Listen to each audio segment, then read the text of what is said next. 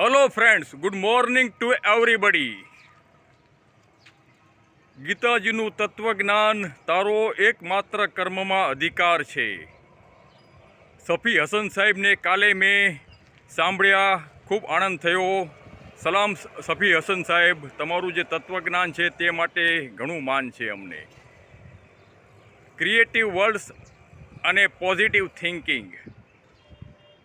ચાલો આપણે creative mind અપનાવીએ.